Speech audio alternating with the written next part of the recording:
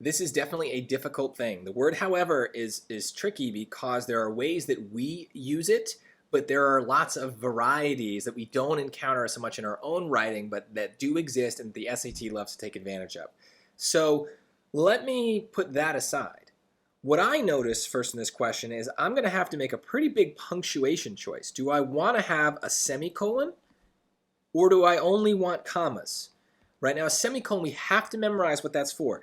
In 98% of cases, the way a semicolon works is it is a punctuation mark that separates two complete sentences.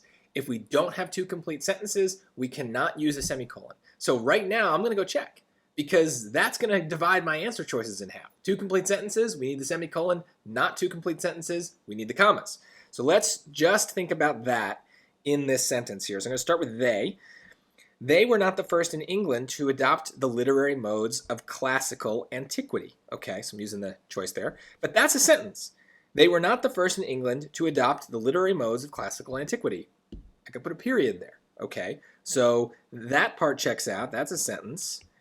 Then we're going to pick up the word however probably is extra, but let's see what we got on the other side. Some of the most prominent figures of the earlier Renaissance period were also influenced by ancient Greek and Roman literature. That is also a sentence, right? I could just start with the word some and end with the word literature. Some of the most prominent figures were also influenced by this literature.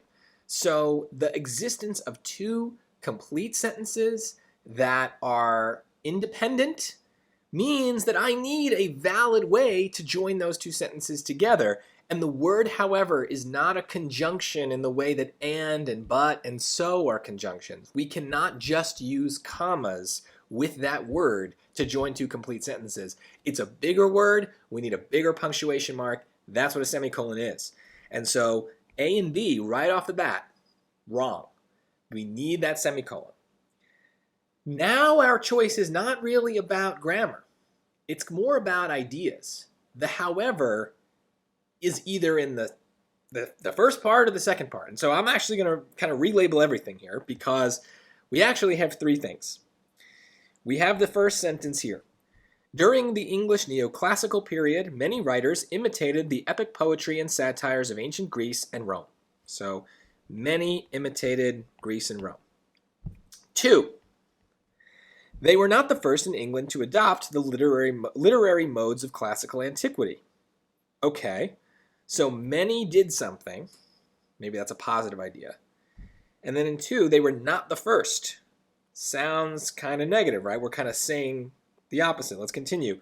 Some of the most prominent figures of the earlier Renaissance period were also influenced by ancient Greek and Roman literature. That sounds like it's kind of following up with sentence 2, right? So here's sentence 3.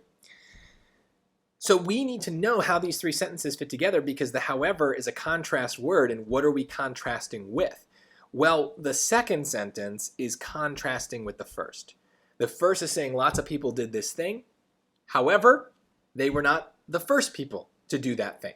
So notice, where I put the however is in between the two thoughts. That's where most of us would put it, but that's not where it has to go. The SAT is acknowledging that we can put a word like however kind of anywhere in a sentence, and they've chosen, for stupid reasons I think, to put it at the end. So choice C is the answer, because we need the however to still be a part of the second sentence. The second sentence is contrasting with the first. The third sentence is reinforcing the second. It is providing a specific example of the claim in the second sentence. The claim is they're not the first to do it. For example, some of the most prominent figures were influenced by their literature. So it's tricky. This is an unusual kind of thing. If there's grammar involved, it's concerning the word however and the use of the semicolon, but it just goes to show that this new SAT has some weird stuff in some of these questions that isn't just grammar. And there are questions on the SAT that are dedicated exclusively to transition words. This is kind of maybe the bridge to that. I think this is hard. I think this is mean. And I think that it's using a style of writing that you are unlikely to encounter in the real world or unlikely to use yourself because, like I said, the word however would just appear at the beginning of this sentence, not in the middle where it's going to confuse people. But you can't make a tricky question if it's at the beginning. So they put it in the middle, and we got to just learn to deal with it.